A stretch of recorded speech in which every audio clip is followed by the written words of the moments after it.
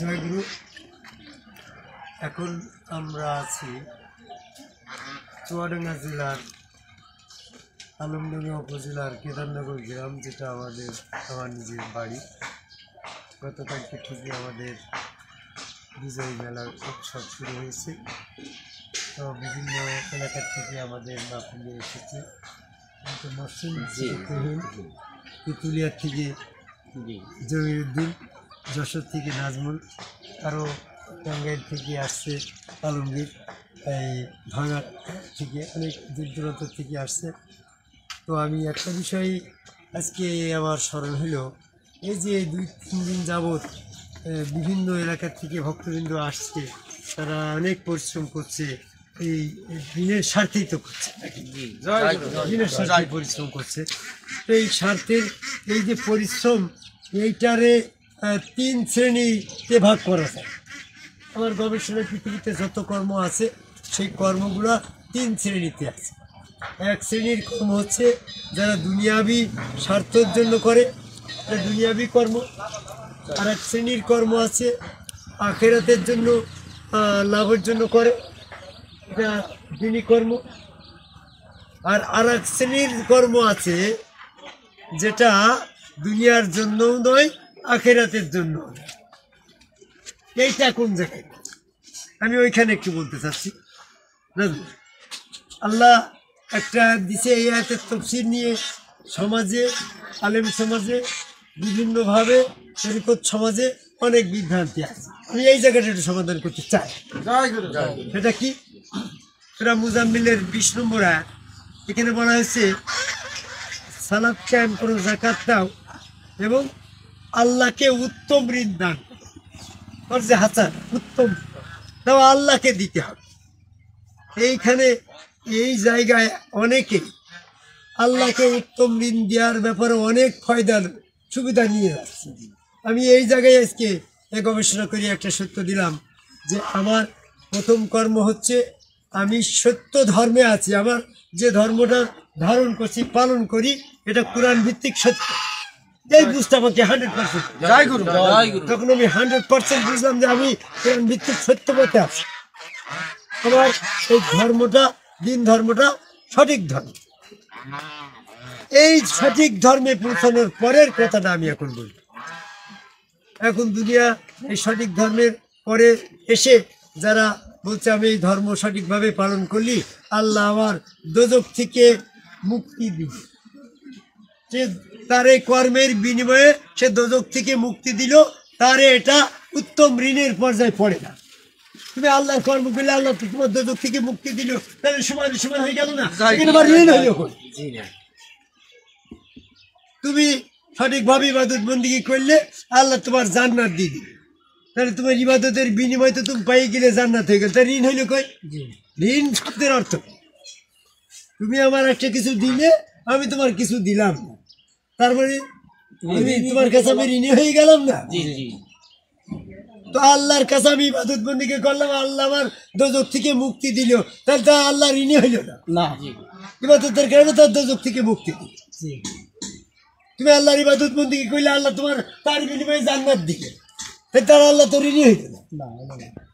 Number 3, তুমি আল্লাহর ইবাদত বন্দেগী করলে আল্লাহ তোমার হয়ে গেল, তাও তো আল্লাহ ঋণী হইল না।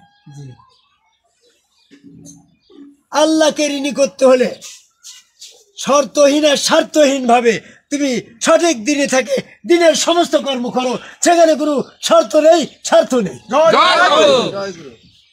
যেমন এই যে আমরা এই বিজয় মেলার উৎসবটা পালন করি, আমরা বিভিন্ন তরিকার মাহফিল করি, গুরুর আনুগত্যের ভিতরে বিভিন্ন কর্মকাণ্ড করে, আমাদের কোনো স্বার্থ আছে না? আমরা স্বার্থহীন ভাবে তরিকা করি। আমরা যদি দিনের সঠিক পথে থেকে দিনের সঠিক বুঝ নিয়ে যদি দিনের সঠিক কর্মরে করি, সেই ক্ষেত্রে যদি আমাদের কোনো চাওয়া না থাকে, পাওয়া না থাকে, কোনো শর্ত না থাকে, তা আল্লাহ তো ন্যায় বিচারক। আসুক আল্লাহ ন্যায় বিচারক না? আল্লাহ চিন্তা করলো যে ওরা তো আমার সারা জীবন শুধু দিয়েই গেল, আমি তার কিছুই দিতে পারলাম না। সে দুনিয়াও চাই না, আখেরাতও চাই না, দোজখ থেকে মুক্তি পাবো এটাও চাই না, বেহেশতও চাই না, আমি আল্লাহ তার হয়ে যাব, এটা বললো, সে বলে আমি তাও চাই না। তাহলে এখানে আল্লাহ ঋণী হয়ে গেল না? কিসের কারণে ঋণী হইল? আমি সঠিক তার ধর্মের আল্লাহর পথে থেকে আল্লাহর দিনই কর্ম ব্যবস্থাপনায় আমার জীবন উৎসর্গ করার মাধ্যমে যতটুকু কাজকর্ম করলাম ততটুকুই তো আল্লাহর খতিয়ানভুক্ত হয়ে গেল। আল্লাহ তোমার বিনিময় কিছু দিতে পারল না, আল্লাহ ঋণী হয়ে গেল না? এইটা হচ্ছে উত্তম ঋণ দেওয়া। তা আল্লাহকে উত্তম ঋণ নিতে বলা হয়েছে। সেক্ষেত্রে তার সংজ্ঞাটা এমনটা ভাবে হবে, তুমি সঠিক দিনে থেকে দিনের সঠিক কর্মকাণ্ড করো, কিন্তু শর্তহীন আর স্বার্থহীন ভাবে। যখন তুমি শর্তহীন আর স্বার্থহীনভাবে সঠিক ইসলামে থেকে ইসলামের সমস্ত আল্লাহর হুকুমাকাম পালন করবা, সেই আল্লাহর হুকুমাকাম পালন করার কোনো বিনিময় না চাওয়াটাই হচ্ছে আল্লাহকে ঋণী করা। আর আল্লাহকে ঋণী করাটাই তো উত্তম ঋণ। তোমার মেম্বার আর চেয়ারম্যান আছে না? তুমি মেম্বারের কাছে কিছু ঋণী হইলে, তোমার কাছে মেম্বার ঋণী হয়ে গেল, আর তোমার কাছে চেয়ারম্যানও ঋণী হয়ে গেল। তো এই দুইজনের ভিতরে উত্তম ঋণ কোনটা? চেয়ারম্যান ঋণ হইল। এখন তোমার প্রধানমন্ত্রী আর এমপি সাহেবের ভিতরে এমপি সাহেব তোমার কাছে ঋণী হয়ে গেল, আবার প্রধানমন্ত্রী তোমার কাছে ঋণী হয়ে গেল।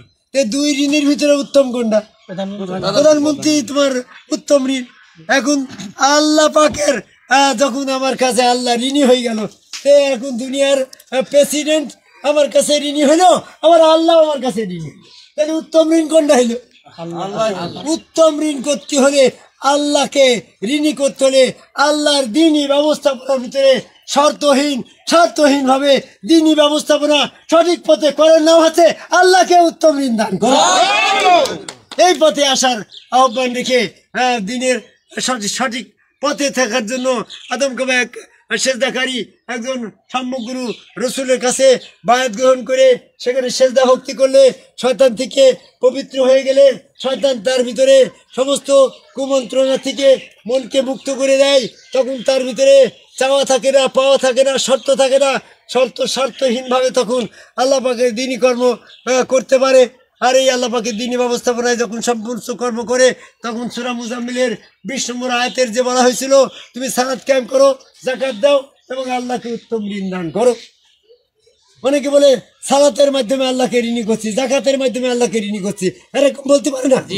তো তাহলে এখানে যদি সালাতের মাধ্যমে আল্লাহকে উত্তম ঋণ দান করার ব্যাপার হতো, জাকাতের মাধ্যমে আল্লাহকে উত্তম ঋণ দেওয়ার ব্যাপার হতো, তাহলে এখানে সালাত কায়েম করো, জাকাত দাও এবং আল্লাহকে উত্তম ঋণ দাও। তাহলে এবং দিত কেন? কি বোঝেন না? কথা তো তিনটা। তুমি ভাত খাবা, মাংস খাবা, আবার মাছ খাবা। তুমি ভাত মাছ খাওয়ার ভিতরে মাংস খাওয়া তো শেষ হচ্ছে না, ওটা আলাদাভাবে করতে হবে। তিনটে কথা।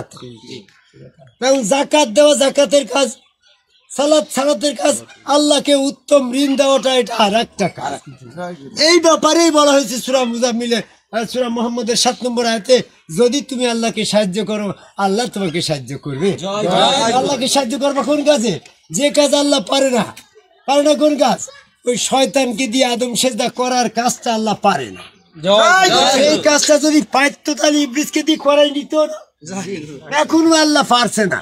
তাই হাসিবুল চিশতিকে বলছে, নাজমুলকে বলছে, জমির আলীকে বলছে, মাসুমকে বলছে, রাসেলকে বলছে, আগে তোমরা আমার এই আদম সেজদার পথে লোকগুলা ডাইকে আমার একটু সাহায্য করো। এই জন্য আমাদেরকে আল্লাহ পাককে সাহায্য করতে হবে এবং স্বার্থহীনভাবে মানুষকে আদমকে ভাই আল্লাহকে সেজদার পথে ডাকতে হবে। তাহলে একসাথে আমার দুটো কাজ হয়ে গেল। একসাথে আল্লাহকে সাহায্য করা হইলো, আবার আল্লাহকে ঋণও করা হইলো। তো বিনিময় কিছু নেই।